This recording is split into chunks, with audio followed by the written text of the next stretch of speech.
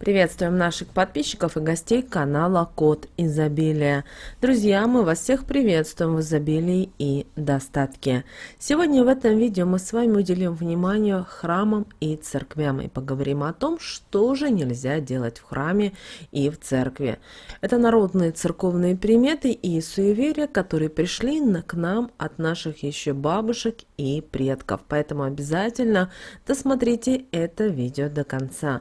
А прямо сейчас подпишитесь на канал Код Изобилия, ставьте лайк этому видео и обязательно поделитесь этим видео с теми, кому вы знаете, что это видео и эта информация действительно будет полезна и важна.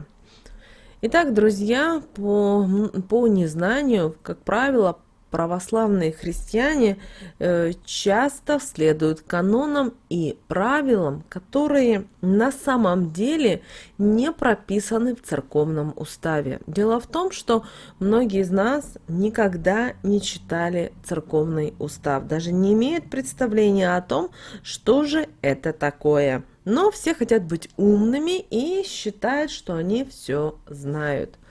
Поэтому давайте вместе с нами поговорим о том, как узнать же, что можно и нельзя делать в храме, а что является действительно суеверием или просто народной приметой. Давайте вместе с вами будем разбираться. Кроме того, большая просьба ко всем, кто очень хорошо разбирается в православии, в церковном уставе, знает все те нюансы, пожалуйста, напишите в комментариях для того, чтобы и другие люди знали определенные тонкости и понимали, как поступать в той или иной ситуации. Вы знаете, считается, что если прихожанин будет говорить в церкви, то навлечет на себя скорби. И очень часто это правило почему-то людьми воспринимается буквально. И люди, заходя в храм, даже боятся говорить, для того, чтобы не призвать в свою жизнь беду. И такое правило, вы знаете, не имеет ничего общего с церковным уставом.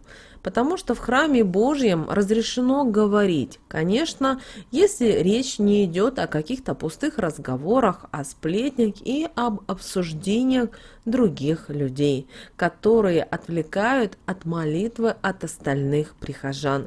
Потому что каждый из нас должен понимать о том, что приходя в церковь, приходя в храм, мы не приходим с вами на посиделки для того, чтобы обсудить последние новости в мире, в стране и так далее. Нет, мы приходим пообщаться с Богом, мы часто идем к священнику, к батюшке, для того, чтобы он нас направил на путь истины, подсказал какие-то определенные моменты в жизни.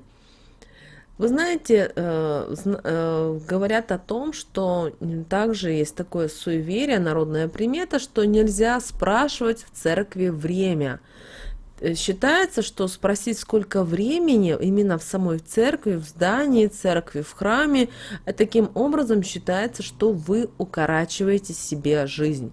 По другой версии, в церкви нельзя спрашивать о времени, так как считается, что на небесах понятия времени не существует, и своим вопросом прихожанин может разгневать Бога. Здесь вы должны понимать о том, что когда вы приходите в храм, вы приходите в церковь, вы приходите помолиться, вы приходите поставить свечу. И здесь нет понятия нормированности в отношении, например, молитвы или произношения каких-то слов, или вот есть столько-то минут, когда вы должны успеть поставить свечку и так далее. Нет, вы должны понимать, что здесь не вопрос касательно того, что вы можете укоротить себе жизнь, прося у кого-то время и так далее. Нет, но вы должны понимать, что приходя в церковь, приходя в храм, вы должны сами для себя успокоиться, принять такое вот умиротворение должно быть, чтобы вы могли настроиться вот на эту волну. Также, по словам священнослужителей, есть старинное поверье о том, что нельзя скрещивать руки за спиной, когда вы находитесь в церкви. Те, кто в это верят, говорят о том, что таким образом бесы начинают крутиться возле человека со скрещенными руками. И такая как бы поза создает карусель для нечистой силы. Во-первых, непонятно, для чего вообще человек пытается скрещивать руки за спиной. И во-вторых, как бы мы приходим в церковь не для того, чтобы закрыться от Бога, а наоборот, чтобы открыться к Богу, чтобы пообщаться. Поэтому здесь это, конечно, двоякое. Также есть одна церковная примета, и она достаточно распространенная, которая говорит о том, что беременным нельзя ходить в церковь. И некоторые прихожане считают, что женщину во время беременности можно легко сглазить. А порча чаще всего наводится, как ни странно, именно в храмах. По другой версии, беременным нельзя ходить в церковь, потому что в своем положении им сложно отстоять всю службу. В любом случае, хотим многих заверить в том, что церковь не запрещает ходить беременным в храмы, а наоборот, она поощряет, потому что Бог наш Создатель, и Он помогает всем. И каждая женщина во время беременности, она наоборот хочет быть как-то вот поближе к Богу, к высшим силам, чувствовать своего малыша, чувствовать, как какие-то есть подсказки для того, чтобы действительно все было хорошо. Как правило, даже беременные очень часто приходят в церковь, чтобы поставить свечку, например, святому Николаю или Божьей Матери, помолиться. Кроме того, вы знаете, когда вы приходите в церковь, как правило, есть священник, а есть помощники и есть бабушки. И вот вы знаете, многие бабушки, видя те, которые, знаете, помогают, чистят, моют в храме, в церкви, они, как правило, если видят беременную женщину, они берут ее за руку и подсказывают, какими иконам можно еще помолиться, то есть больше обратить внимание на какую Божью Матерь, и на какая ли есть какая-то икона, которая действительно помогает и творит чудеса. Поэтому, если вы на данный момент в положении, смотрите это видео и планировали пойти в храм или в церковь, то обязательно пойдите в тот храм, который, возможно, вы давно хотели. И, возможно, вы найдете там человека, который вам подскажет, какие есть там мощи, какие есть иконы, которые могут вам помочь.